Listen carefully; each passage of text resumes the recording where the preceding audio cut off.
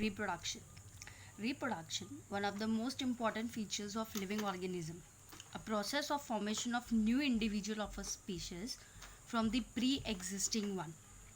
It enables an individual to transmit genetic material to the next generation and thereby needed for the continuity of species. As we all know, reproduction is broadly classified into two types, that is asexual and sexual. Asexual, where new individuals are produced from a single parent without the fusion of gametes, and sexual, where new individuals are produced by fusion of two gametes from two parents, mainly male and female. But in lower organism, it depends, like bacteria, where the conjugation process is also being carried out. In this, there is no male and female bacteria, but during the process, one is considered as male and the other as female, and the process is being continued further. In asexual reproduction, mitotic division takes place. Mitotic, as we all know, where from a single parent, two daughter cells are being produced. It produces identical offsprings which referred to as clone. Identical over here means morphological as well as physiologically similar. Morphologically, that is outermost structure, and physiologically as well as genetically. Genetically, that means the gamete structure is also being same. Gamete structure over here emphasizing it, that is number of chromosomes. While in sexual reproduction, meiotic division takes place. Meiotic, where your mixing of chromosomes takes place and variation occurs. Thus, the individual which is being formed is not being exactly similar to its parent offspring. Moving ahead with asexual reproduction, which is further divided into different categories like fission, budding, spore formation, fragmentation, and regeneration. Mainly, the three main are the processes in which the asexual reproduction is further carried out. First, we'll see fission. Over here, fission is further divided into binary and multiple fission. Binary, by the name itself, we can come to know that the two daughter cells are produced. Bi means two. Thus, over here, two daughter cells are being formed, while in multiple fission, from a single cell, many nuclei are being formed. In binary fission, a single parent cell increases in its size and produces equal cells that give rise to two individuals. The size increases as well as the volume, that is the contents of the cytoplasmic area also increases. Slowly and gradually a wall appears which separates the cell into two daughter cells. In asexual reproduction, these are being equal daughter cells, that is the number of chromosomes are equal over here. In multiple fission, the difference is from a single cell, the process is being same, that is increase in size, the contents are being increased, volume is also being increased, but the division does not take place.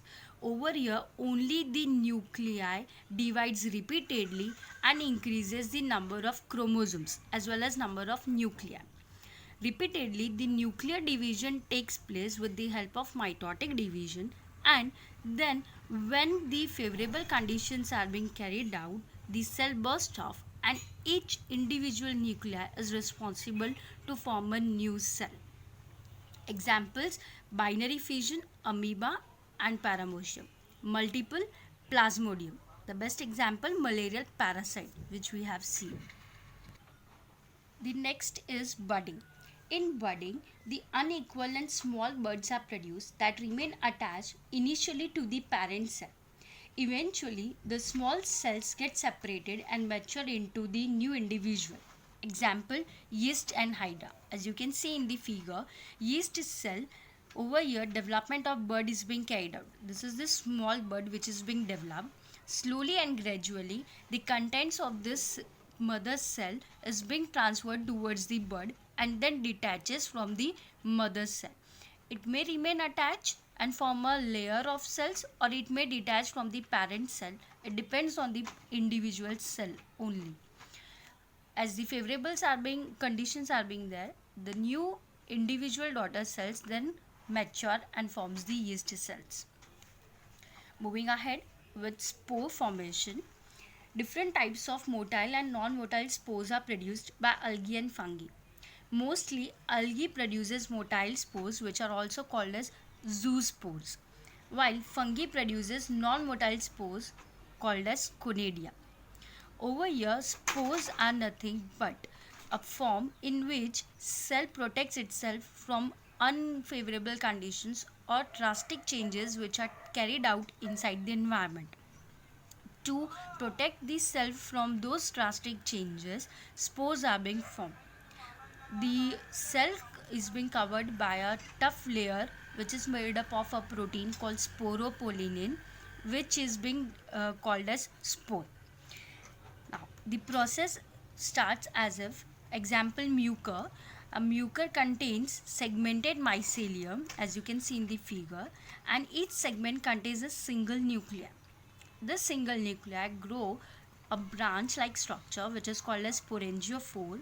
At the tip of this sporangiophore, a bag-like structure is formed which is called as sporangium. The sporangium contains thousands or more than that nuclei. With the help of mitotic division, the process is being carried out and many nuclei are being formed, which are also called as spores. Under favorable conditions, these spores then develop into new individual cells. As the balloon bursts off when the water is being more inside it, similarly, the sporangium, when it is being filled full of nuclei, it bursts out and the spores are being exposed out in the environment. Examples: zoospore, chlamydomonas, that is nothing but an example of an algae, while conidia, example, penicillium. In fungi, different type of spores are being named according to the name of the organism. As if in penicillium it is called as conidia, in mucor it is called as spore only, while in other fungi it is depending aspergillus. As in another example, aspergillus, over there these spores are called as aspergillum spores. Next, fragmentation. Fragmentation in this, adult organisms breaks apart into two or more pieces, each of which then grows and reforms to constitute a organism. Nothing but a fragment of a organism develops into new individual. Example: Spirogyra. Spirogyra contains filamentous structure, and each filament of the Spirogyra or the fragment contains a nuclei, as you can see in the figure. If a single fragment of this nuclei is being removed out and grows individually and develops the whole new individual. Next is regeneration. A regeneration, it is a capacity of an organism to develop the lost or the injured part. It is rarely seen in the organisms and mainly seen in organism called planaria. Planarians, they do have transversal body section or lateral, which are being flattened from outer as well as from the back side. Both the sides bilaterally they are being flattened. These organisms can regenerate the lost part, but they do have limited capacities. As if the complexity of the organism increases, the regeneration capacity of the organism also decreases. Lower organisms, they have highest, while the complex organism have the least. Example: the starfish, the planarians can develop their whole body from the lost or the injured part, while the humans can regenerate only the hairs and skin part which is being injured. This is all about asexual reproduction, in which we have seen all the forms: fission, budding, spore, fragmentation and regeneration. Mainly fission, budding and spore formation takes place, and the rest, fragmentation and regeneration, are mainly for the lower organisms. Further, The asexual reproduction also includes vegetative propagation, which is further divided into natural and artificial. Vegetative reproduction occurs without involving meiosis and fusion of gamete. In this angiospermic plants, their parts of vegetative organs like root, stem, leaf or bud are being produced, which propagates and form an independent plant under favorable conditions. Example, there are natural methods of vegetative as well as artificial